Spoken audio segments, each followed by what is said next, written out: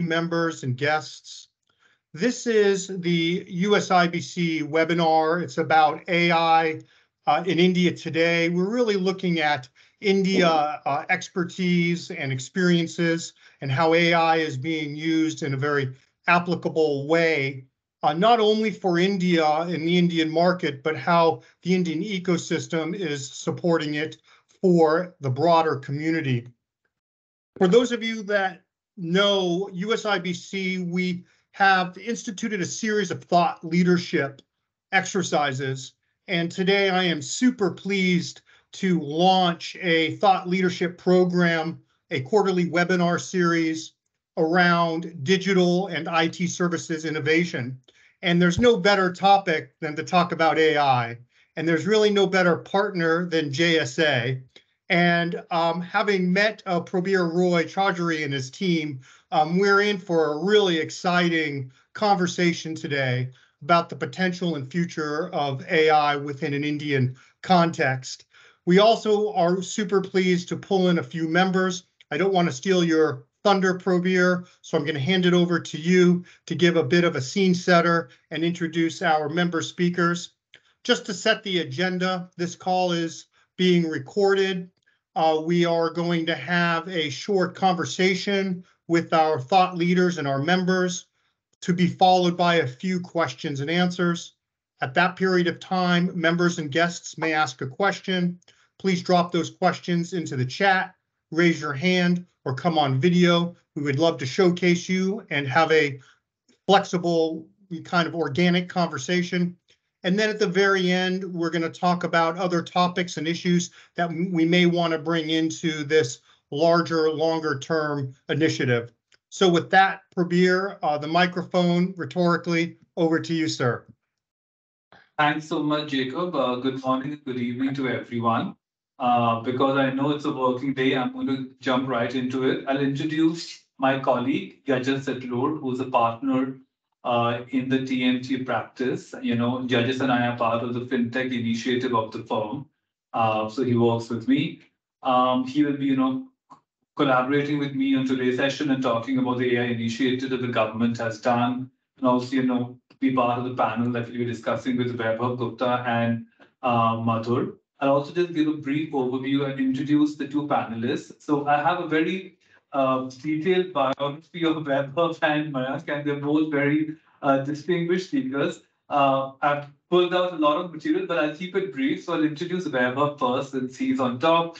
So Vaibhav is the Vice President and Head of Products at Visionet Systems. He's been there for almost 2.5 years. And as a business head and head of products, his key responsibilities are P&L management, product strategy, including GTM, product engineering, and product support. Then we have Mayank who's a senior director, head of AI development at SAP, and an engineering leader with over 17 years of experience in enterprise software industry. Mayank is currently heading the artificial intelligence development unit for SAP in Singapore. So wow, we have great panelists with us, and thank you for your time and nice to have you on board. Prabir, I saw Sanjeev join. He's having some technical difficulties, so if you can introduce him as well, that would be wonderful. All right. Hi, Sanjeev. Sorry, I missed that you joined, but nice to have you on board. Sanjeev Azad is the regional CTO with Global Logic, and he's a seasoned technology leader, an accomplished enterprise architect with over 24 years of experience driving business growth through innovative technologies. So wow, that's quite impressive. We have a great panel, and I'm sure today will be a very interesting discussion. So before I really, lead the panel open, I thought it would be very interesting if we set the tone for what the government of India's attitude has been towards AI, right?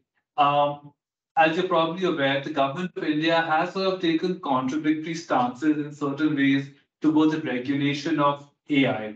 Very recently, the Minister for Electronics and Information Technology, Ashwini Vaishnav, stated in April that the government is not considering bringing a law or regulating the growth of artificial intelligence in the country. However, if you look at the MIT, they also published its proposal for the Digital India Act 2023, of which they said a key component is the definition and regulation of high-risk AI systems and ensuring ethical use of artificial intelligence tools and distinct rules for artificial intelligence intermediaries. So that just sort of shows you the government is definitely open to it, but sometimes there are these contradictory statements which are made. But that's nothing to worry about because India's current position in AI is largely informed and governed by the 2018 National Strategy for Artificial Intelligence, which was brought out by NITI Aayog. And basically, that highlighted the potential for AI, along with recommendations for supporting and nurturing an AI ecosystems in India, right? And the strategy recommended setting up 5 centers of research excellence, 20 institutional centers for transformation AI, and a cloud computing platform. The strategy, of course, wanted to focus on 5 key areas for AI development, which is healthcare, agriculture, education, smart cities, and infrastructure. But do you want to just add some more volume to this, and we can open up the discussion with the panelists? Sure, sure. I think in terms of just to add to what Prabir was saying as well, that in terms of regulation and in terms of overall policy approach, the government's stance is at the moment is sort of wait and watch. While there have been several statements where ministers as well as the government officials have acknowledged the power and potential of AI and the need to sort of leverage that and sort of stay ahead of the game. There are also more, some of these are largely political statements. Some of them are more very, very high level policy statements. Whereas closer to the ground, senior level ministry officials, basically the people behind the scenes, have very, very clearly acknowledged that there is a need to have an ethical framework or some sort of a framework to ensure the growth of AI happens in an informed, open, and non-discriminatory way. So there is a good amount of awareness from a regulatory and a policy perspective on AI. Anything else? I think what we're looking forward to is to see how, from a legal perspective, how India plans to whether they plan to regulate AI specifically. There is clear intent to have a principle-based law rather than a prescriptive, rule-based legislation, which is a welcome, move for any sort of technology regulation. It's important for there to be a principle-based law rather than specific prescriptive rules, which is what we've seen until now. But I think the Minister of IT has acknowledged that in order to keep pace with technology and AI, is probably the part of technology today which is moving the fastest, which is the most dynamic. In order to keep pace, if you can, with something like AI, it's important to have a robust and a nimble legal framework, and that's something that we're looking forward to with the Digital India Act and any other legal framework that the government feels is appropriate.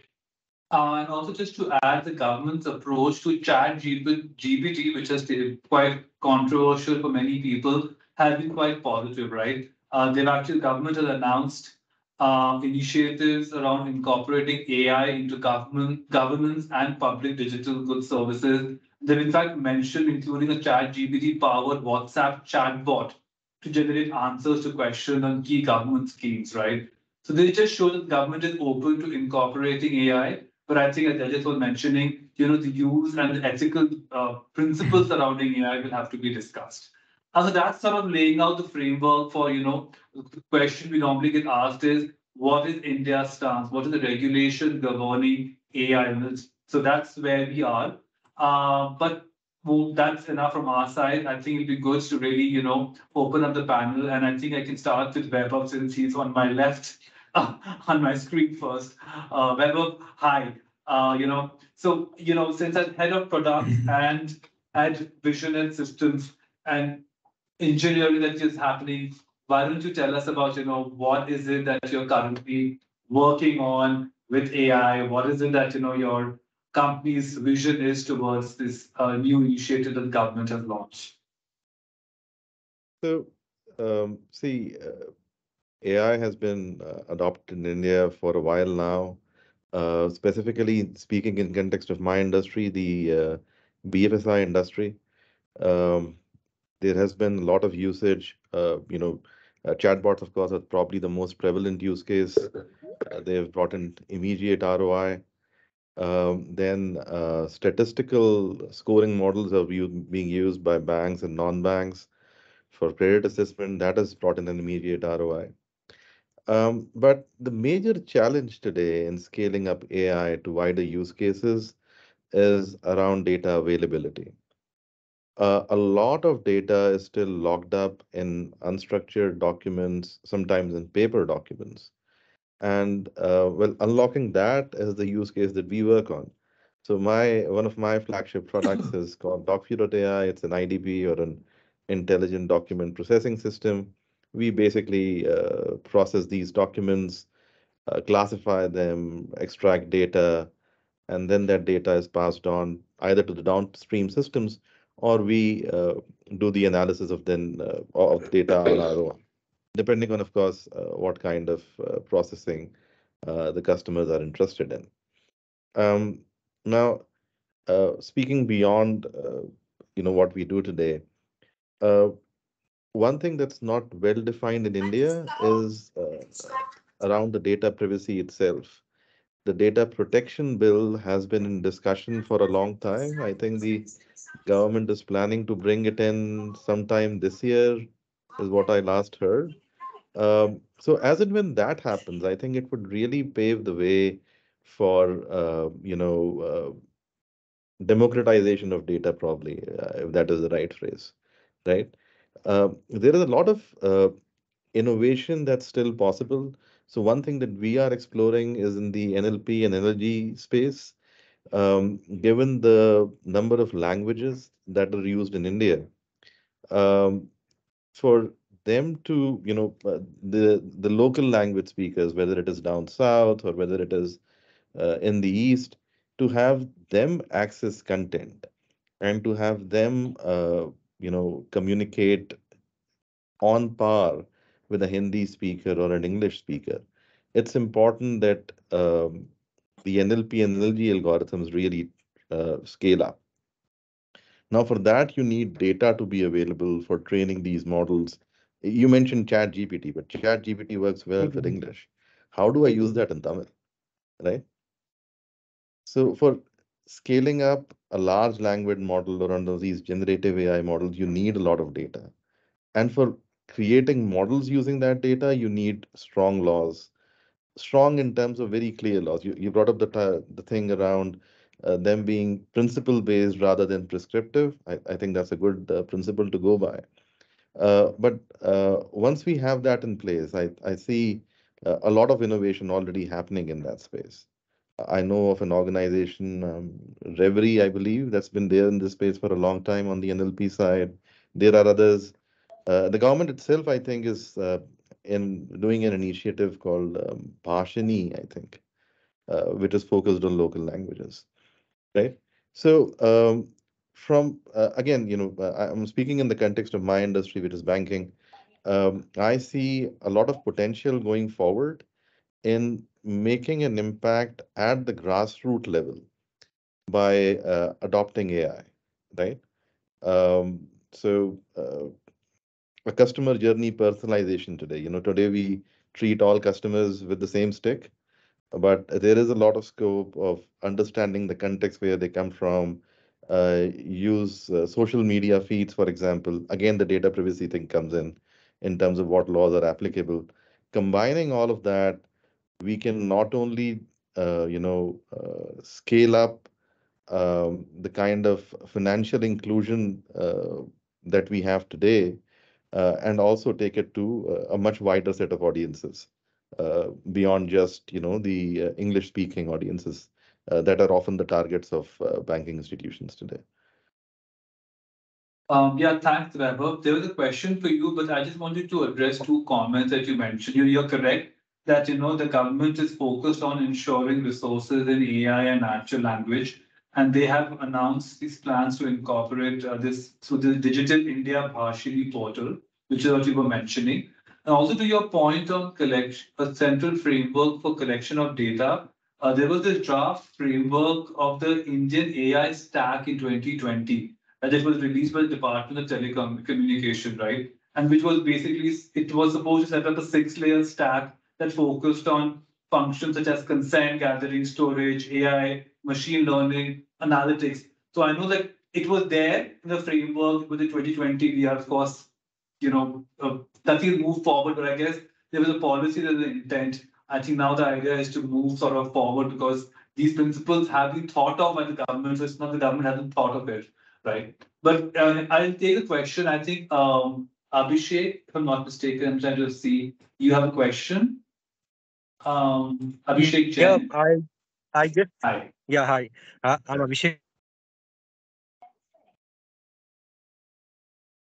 Like Mr. Weber was mentioning, democratization. It will enable the democratization of the data for AI. I just didn't understand the link between DPDP bill and the democratization of data because the whole purpose of the DPDP bill is completely different here. Okay, when I said democratization of data, I meant that when you have clear policy about how data can be used, then irrespective of whether the organization is large or small, they're playing by the same rules, right?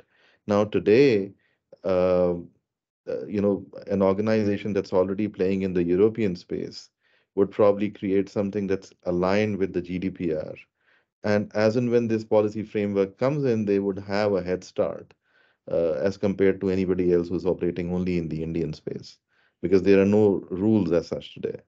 But once these rules are defined, you're kind of on the same level in terms of conforming to it. That's what I meant by democratization, nothing else. Noted. Thank you so much.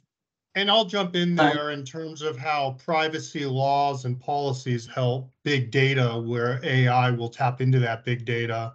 So needing a big data set, the types of information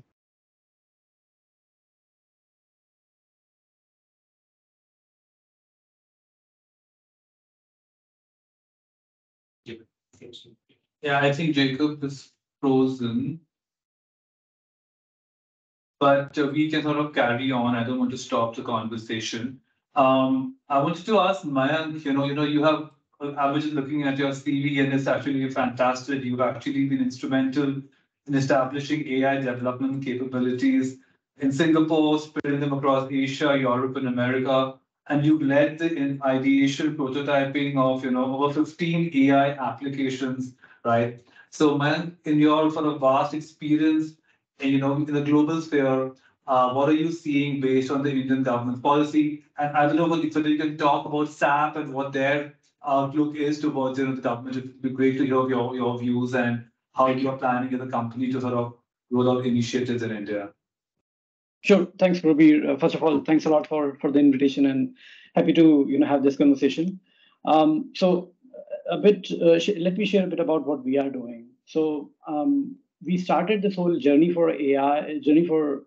AI for SAP back in 2015 in Singapore, and we started experimenting what AI as a technology can do for enterprise systems. And with the success of initial prototypes, we decided to basically emphasize focus on this strategy. Our aim was to infuse AI in each and every applications of SAP and provide this capability to our customers. And we are talking about all lines of business solutions, over 27 plus industries, thousands of customers across the globe, and millions of users, accessing these AI capabilities. So last 7 and 8 years has been very interesting.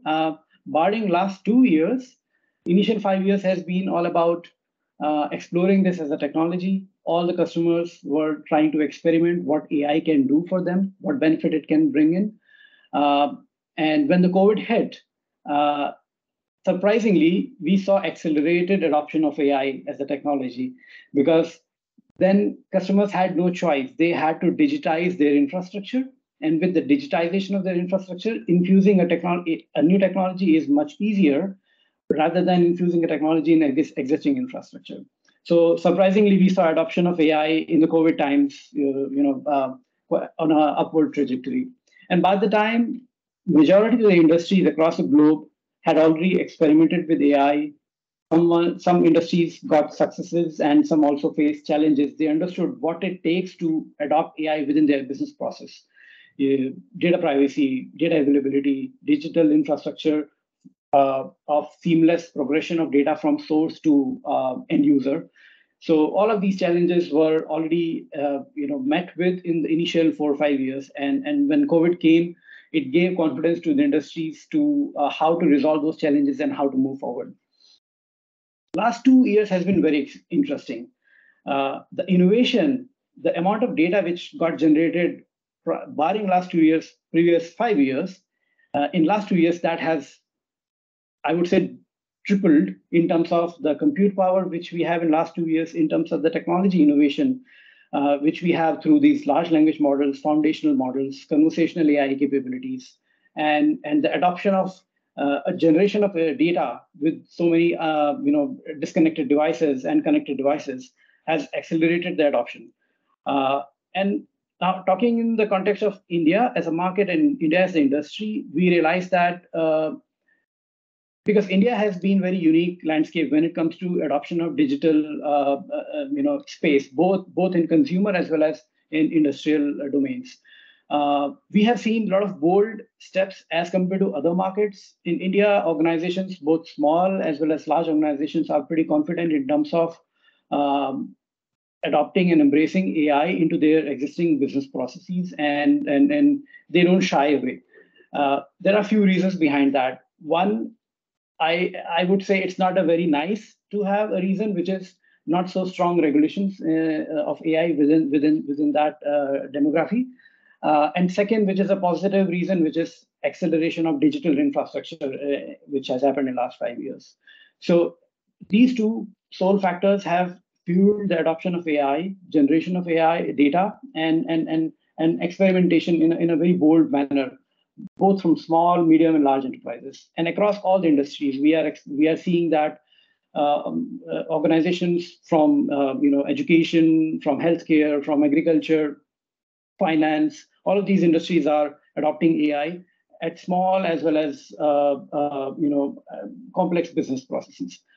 One more trend which we have observed is AI in the beginning was adopted in a low business impact processes, the business processes which don't have critical impact on their business. That was very low entry barrier for adoption of the AI. But for last couple of years, we are seeing that transition of businesses adopting AI in their business critical functions because they see that there is a value behind it. So this is the thought. This is the impression which we are getting from across the industries, especially when I look at India as a market. But at the same time, we also need to see from a policy point of view, there is a high need to regulate this, especially in the data privacy domain. That's the biggest white space if you look at data privacy in India. And as I think, Pravi, you earlier alluded that guidance-based approach is much more scalable as compared to restriction-based approach. So you can't restrict industries to adhere to certain AI ethics standards because then it will create a barrier in terms of adopting the AI. But instead, we come up with the open framework, guidance framework, where industries can then learn from and then try to adapt those practices within their digital landscape. I'm seeing the same trend in Singapore. I happened to meet the Ministry of Communication and Information last week, and trust me, every government is trying to figure out what is the best policy when it comes to AI, especially when the AI landscape is changing so fast. I would love to talk more about that, but maybe let me take a pause here, and if you have any follow-up questions and really exciting things are going on. I think it was a good point, Mayank, because you mentioned about governments and its policy. As you're probably aware that Nirmala Sitharaman, recently she set the vision for make AI in India and make AI work for India, right? And of course, I think the three she of course mentioned industry partnership for R&D of scalable solutions in agriculture, health, and sustainable cities, right? The government is looking at AI to grow the economy in the areas like healthcare and agriculture, which is, of course, the government's sort of main focus area. So my question was that as an organization, as SAP, are you leveraging your industry experience and your knowledge in the sector to speak to the government? Because if industry doesn't come and engage with government on these policies, then how will these policies sort of get formulated? So just wanted to ask you that, have there sort of interactions, on what these policies should be, or it's a wait and watch approach on what the government comes out with, right? Just if you could just shed some light. I'm not very active in Indian government sphere, but I can share what's happening in Singapore, and I think we can learn from that. And we can apply the same approach when it comes to policy formulation in Indian government sphere. So what I'm observing is that Singapore government is very proactive in learning from industries and adapting and evolving their policies. So I'll give you some examples. So every year, Ministry of Communication, they conduct roundtables on AI, and they invite industry experts from different industries and then collect their viewpoints on certain topics. And then there are follow-up discussions. And in those follow-up discussions, they formulate what should be the education policy when it comes to AI. 5 years back, when I was trying to hire for AI talent in Singapore, I could see 1 or 2 programs within universities which would teach AI. But now today, if you go, every university and every program has AI as a subject, mandatory, and every graduate who's coming out of every undergrad who's coming out of the college, they have very well exposed to AI as a technology. So they have very, very well understanding of this technology. So educational reform is very important. And then since AI landscape is changing so fast, ChatGPT, large language models and foundational models are going to revolutionize this AI landscape within coming 2 years drastically. There will be a lot of job shifts which is going to happen. So what do we do as a government in that case? How do we bring our talent who are going to be obsolete because of this revolution of technology? How do we bring to the next skill set? So there is now a new skill set called prompt engineering, which is everyone needs to learn about this. As a lawyer, I need to know what kind of questions I need to ask an AI system so that I get a crisp and precise response for my problem scenario. As a doctor, I need to understand how to get a best diagnosis out of a particular patient's data. So this prompt engineering is a skill set which needs to be then taught to every student coming from any discipline or every professional in any industry. So a fast action and response to this evolution of AI strategy is very important, and it has to touch on all the spheres, not just industry, but also education and public sector, private sector, etc. So just a few thoughts, which Thanks, man. Thanks, man. Thanks. That's good to know. Sanjeev, I know you're not on screen, but I know you're on the call. We missed you at the beginning. So your profile says you are an innovation evangelist, right? I mean, that's good to know. Hey, there you're on screen. Hi, Sanjeev.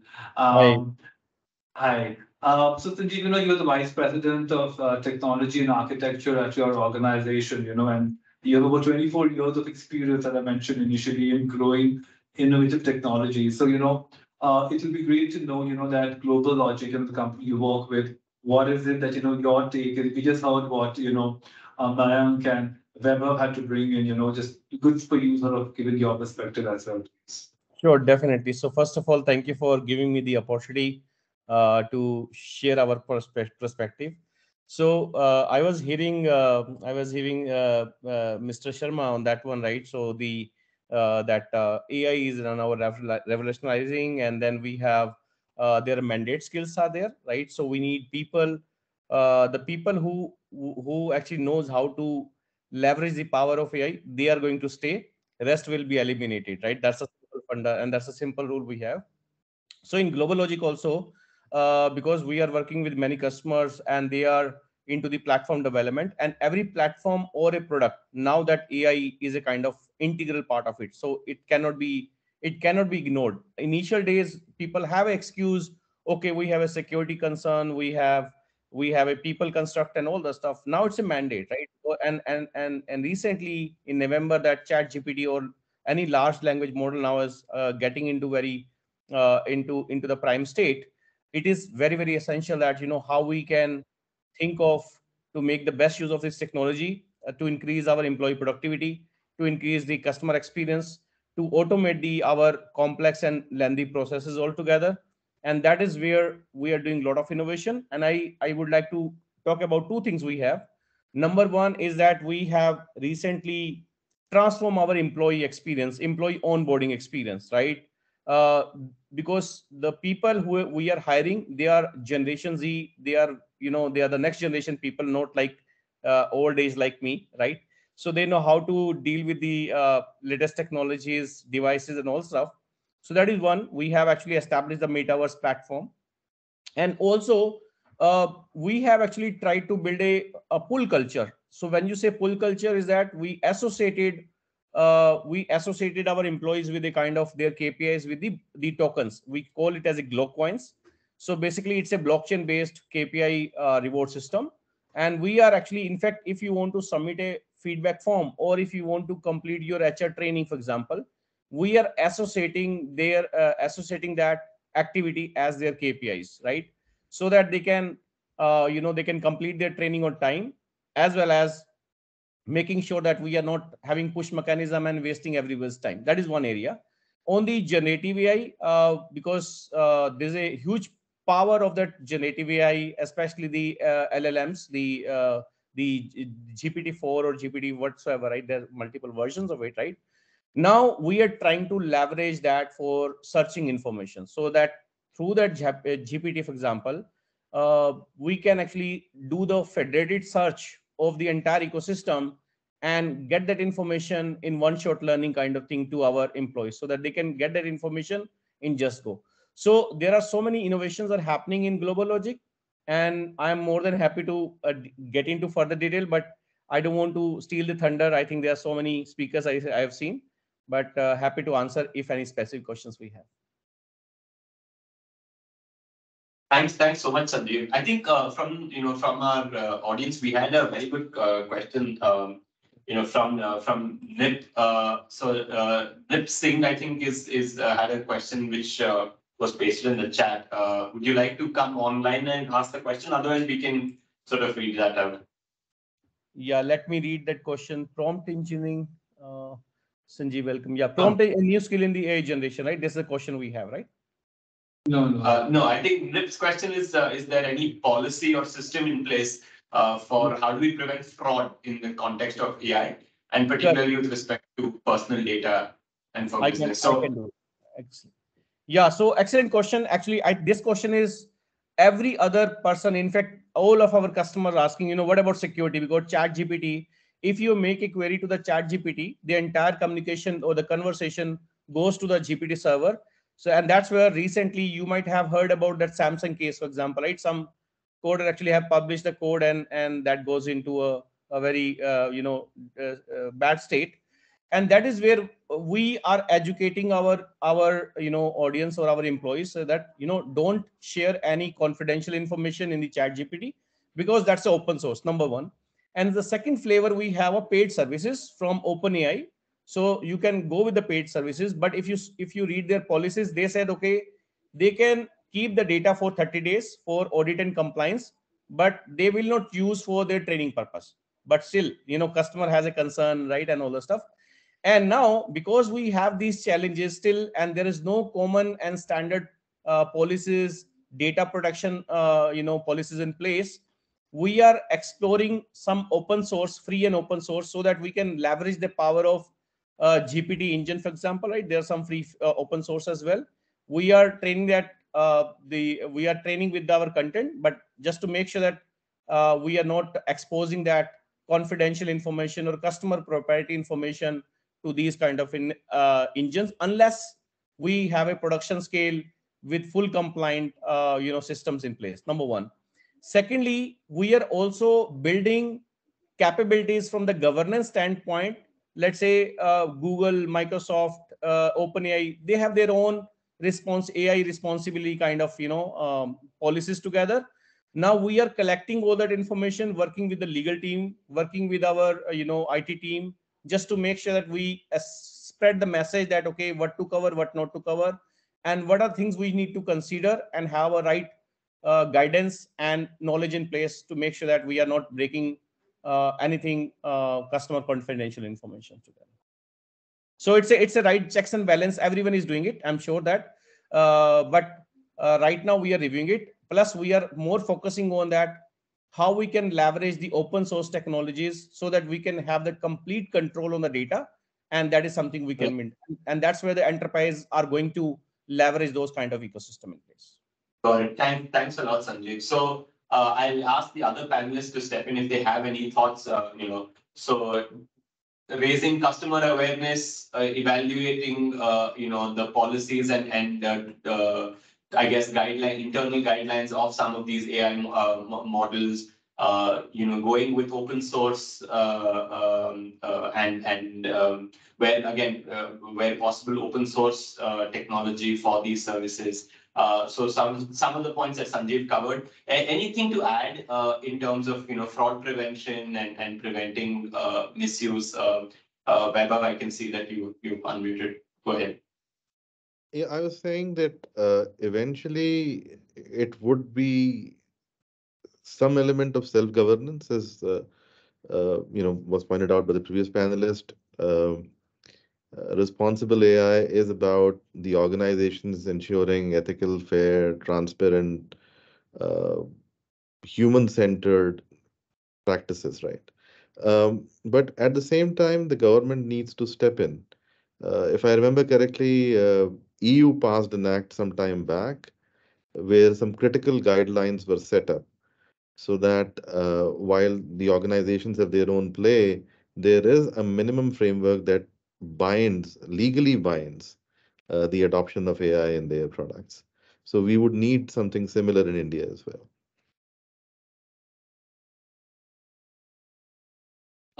That's a good point. I think this is a very important point, and I think that hopefully priority one is data privacy, and then priority two will be dealing with managing regulation or some form of a policy and regulatory framework for this sort of technology. Mayank, any thoughts on this as well? Yeah, this is just for all the entrepreneurs. This is also an opportunity to build an AI audit startup, AI data validation startup. So with the generation of data with generative AI, the one more challenge which is coming ahead is whether the data is authentic or validated enough. So validating the data as well as auditing the AI policies of the vendor or in-house developed solutions are the key areas where private sector can also play their part by contributing. And as Vaibhav rightly suggested, that government also needs to come up with some kind of ring fencing mechanism to safeguard their industry. Yeah. I think there was a question by. Sorry, I'm trying to figure out. I think also a question by Jishnu from the from IBM. Jishnu, do you want to just come online? Otherwise, we can read out the question you have. It'll be easier if you just come and ask the question. It'll be easier. I can maybe try and do that. So what I see, so this is a question, this is probably a thought from the policy and regulation scenario that we see around right now, right? So I see that obviously the DIA talking about intermediate liability and barely touching upon the principle of developer versus deployer principle. Again, there was one conversation that Rajiv Chandrasekhar, when he was kind of presenting the DIA deck in Bangalore, he kind of touched upon that, right? And I also see a bunch of consultations that TRI has kind of started together on AI ethics. I mean, all in good sense and in good. I mean, I think the intention behind all of this work is kind of to get together a set of principles, policies, and practices that the country can follow. But do we see some sort of effort to bring all of this together and have one group kind of address all of this? Because it's kind of in parts spread across within the government system right now. Are we hearing anything on this? Do we see a sense of where this is headed? I mean, as you rightly said, that I mean at the beginning of the conversation that it's sort of contradictory. DIA, they say that they want to kind of regulate a bit, I mean, parts of AI, but they kind of come back and say later in that they might not want to regulate AI. Uh, but do we see some sort of grouping together? Do we see some sort of understanding within the government system to bring all of this together into one set of principles, policies, and practices?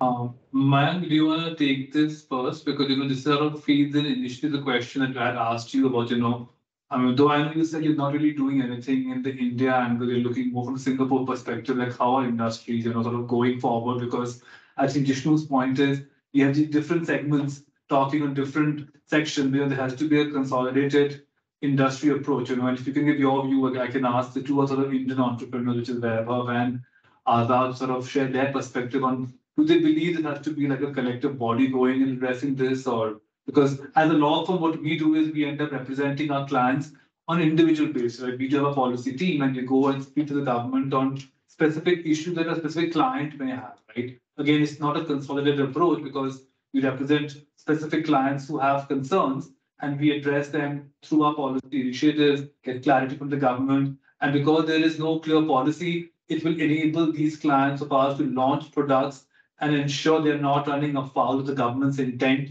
and how they want to sort of, I don't use the word regulate, how they want companies to work in the AI field.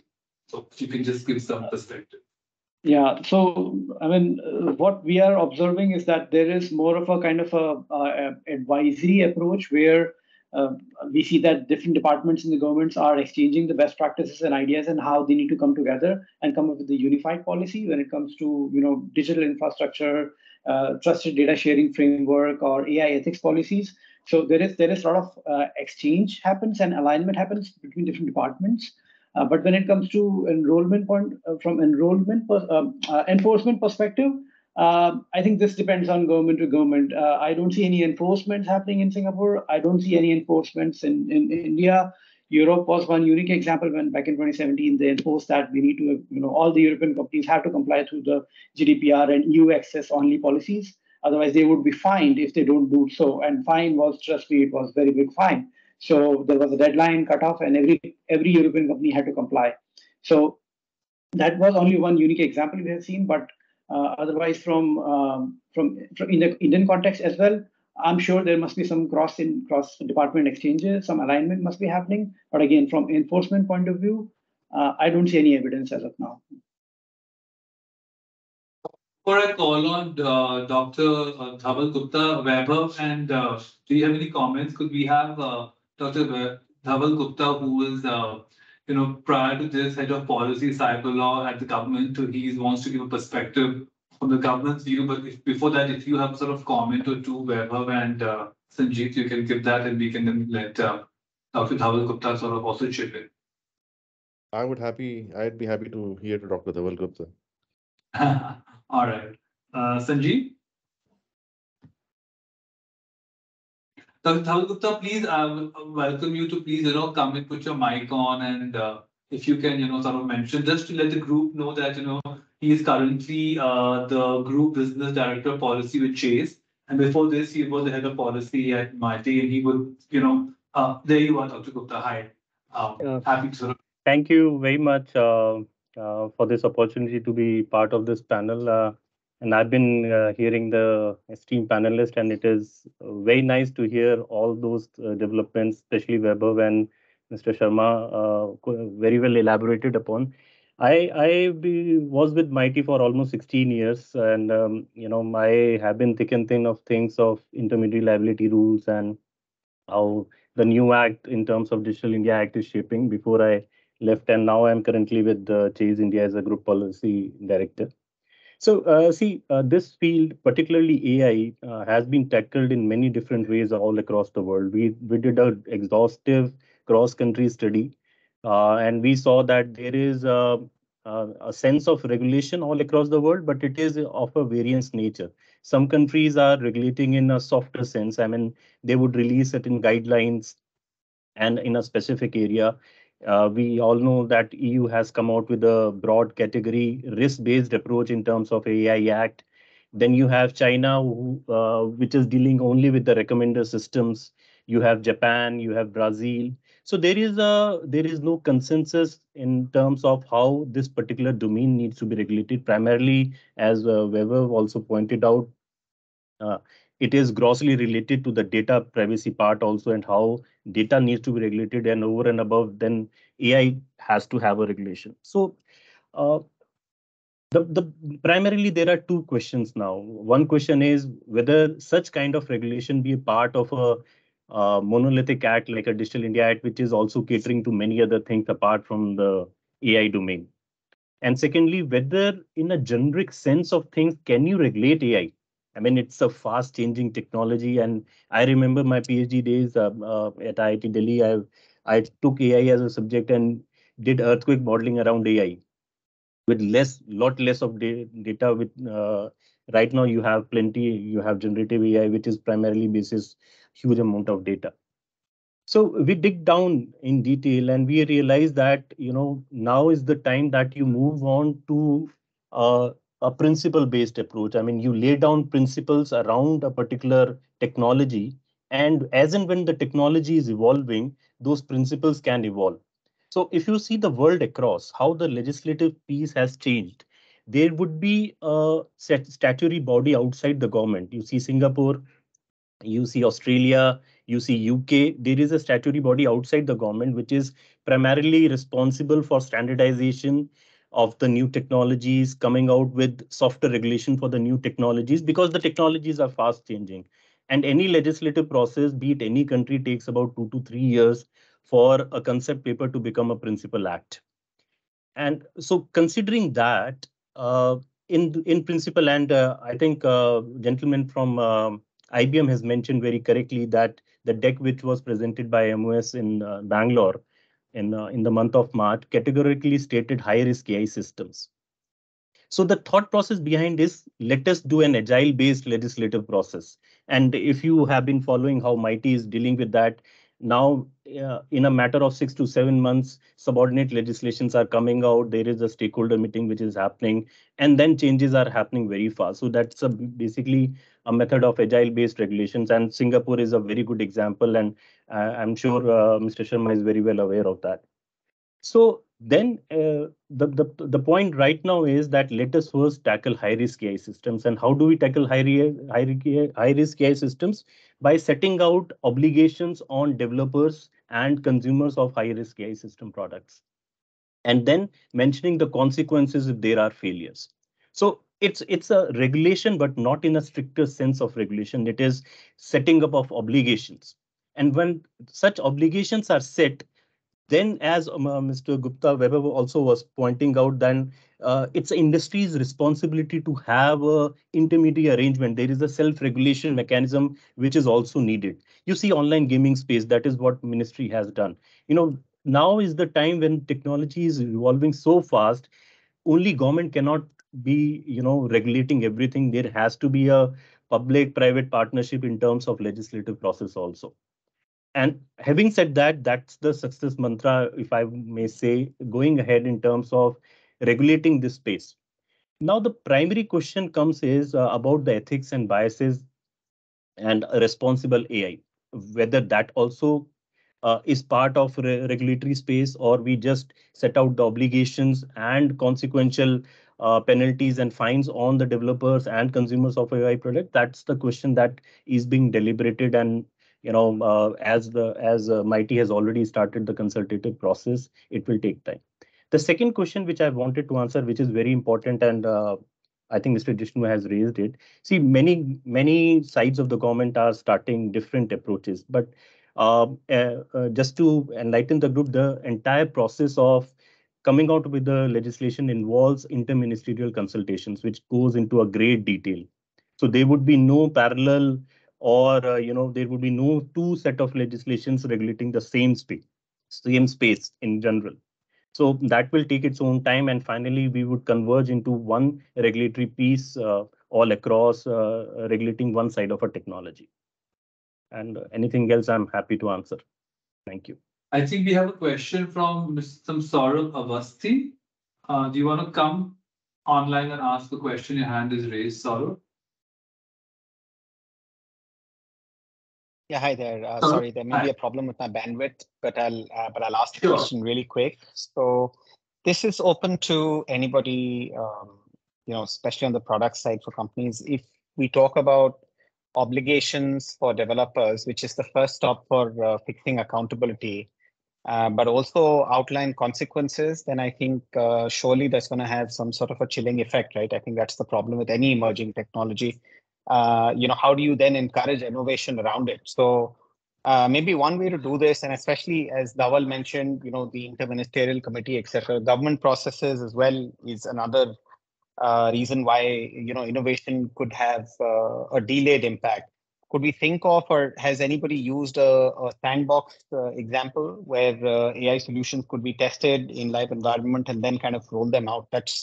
Is that something that the government has looked at, or have you guys looked at it in your companies or in your spaces anywhere? I work with Kyndryl, by the way, just for your information. Thank you. So I can answer that if needed. So shall I? Go ahead, Sanjeev. Please. Okay.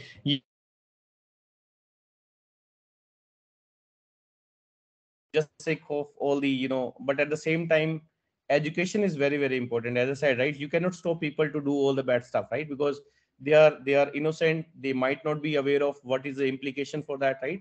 So first of all, education is must, right? And that's where we need to start focusing on that, how we are educating our people. And that's what we are driving the workshop, the road shows, and conducting trainings for that, so that, they should understand the implications of that one as well.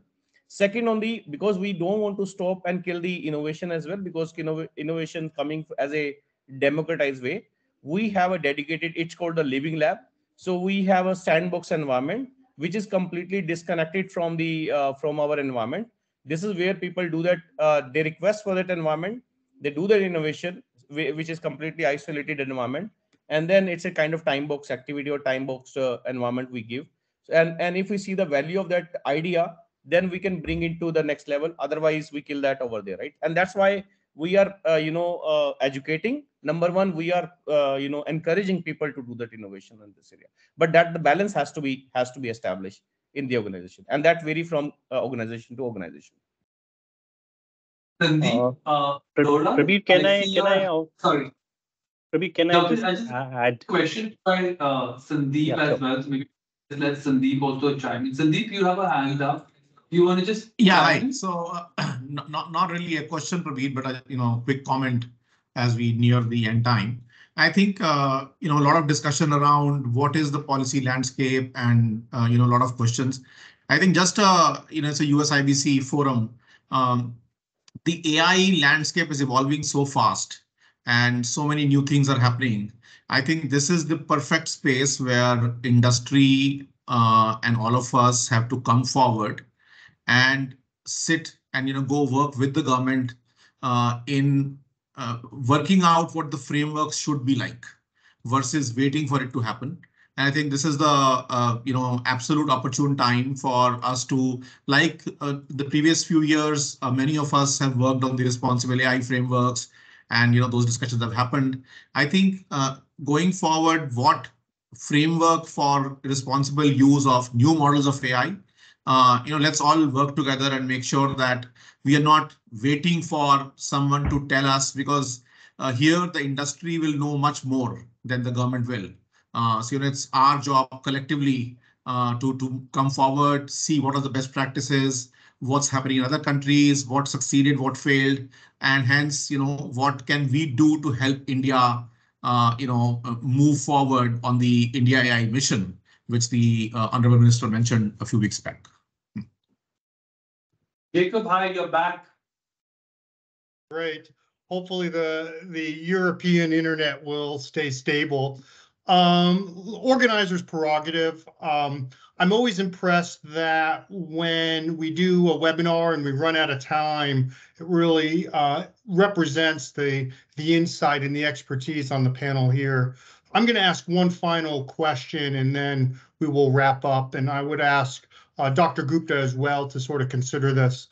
In very few words, I'd ask each of the panelists the sort of following question. So in new technology, there's very often segments or industries that are innovators and some are laggards. In the area of AI, you also have some areas that are highly sensitive, national security or health or others. And then you have more that maybe are commercial oriented. So if I were to ask each of the speakers to say, kind of give an example of a very sensitive or a more likely segment, what industries do you think will lead the AI world, and what industries might take a little bit more time but have a lot of long-term potential? So with that, why don't we just go through and start with Vaibhav and Mayank and Sanjeev, and then we'll end with Dr. Gupta, and then I'll wrap. So over to you, Vaibhav. So in terms of impact, I believe healthcare in the industry, in general on human health, longevity, diseases, the scope is endless when it comes to healthcare. At the same time, the concerns are also larger in terms of data privacy and all. So the adoption and the development might be a little slower, but that's the industry to watch out for. Thank you. So from my point of view, anything which has to do with human experience, human immersive experience will touch all the industries which are touching us as a centerpiece, will adopt AI at a massive scale. And anything which requires personal data protection and all the privacy data related industries, they will lag behind that adoption scale because of the regulatory concerns. So yeah, that would be my 2 cents. So my take on that one would be that digital marketing, which is already happening now, and content generation, and that is happening. That is one which is now. And from the future standpoint, where we have thesis, let's say someone needs to understand someone needs to read those kind of articles, thesis, right? How you can get that quick information together. I think that is going to happen soon. And once we have those standards and frameworks in place, there's a mechanism to control that processing of that AI engine. For example, right now we have a chat GPT or maybe OpenAI, right? Once we have a mechanism to deploy in our control, and will be the revolution, and then adoption will happen. And I see that within a couple of years that will come soon. Thank you. And Dr. Gupta, your thoughts on rapid innovators and maybe some sector laggards? Over to you, sir. Yeah. So I would like to categorize this into 3 buckets. One is the analytics part, which is right now healthcare, civil aviation, or anything closer to do. But of course, these are high priority areas and high risk areas of AI. But with the areas which I see booming in coming times is insurance. The applications of AI to insurance are massive. The predictive modeling into that and how the premium is set would be an area to watch out for, and that also has a potential harm potential in that. Then the second area which I think is very important is judicial decision making. There is a lot of research going on around and how to basically calibrate the judicial process. I mean, no disrespect to the judicial system, but there is a sense prevailing in the research industry that there can be an potential AI applications into the judicial system or any kind of a decision-making system, be it with the government or be it with the private sector. So I would like to categorize in these 3 buckets. Well, thank you. Really great insight here. I wish we had more time, and maybe next time we actually plan for a little bit of a longer webinar. But in the meantime, let us wrap up. I want to be sensitive to everybody's time. I want to end where I began. USIBC is really pleased to launch this new webinar series. We will look for other topics. Our members and guests, please give us ideas. Government cloud, new RBI rules, other sorts of issues, do please let us know. We want to bring this sort of informal, conversational, informative session forward as part of our thought leadership. With that in mind, I want to thank our superb moderators. I'm really glad to have you as part of this initiative. Prabir and Yagas, you guys were really great, insightful, and thank you for bringing in the key summary and point kind of going forward. Really super helpful. I want to thank Vaibhav, Madhur, and Sanjeev, three great members, VisionNet, SAP, and Global Logic. Really happy to have you on our platform and look forward to working with you and your teams later on. Dr. Gupta, thank you for joining us. It's always nice to have a special guest, and we would love to bring you back as appropriate in the future. And so thank you for jumping in. With that, I want to wish everybody well. Have a good morning, a good afternoon, and a good evening in India. I want to thank our members and guests for your time. And I want to thank, of course, again, our just super superb and insightful speakers and moderators. So with that, have a good day, good evening, good night. Thank you, everyone. Thank you. Thank you. Thank you. Thank you.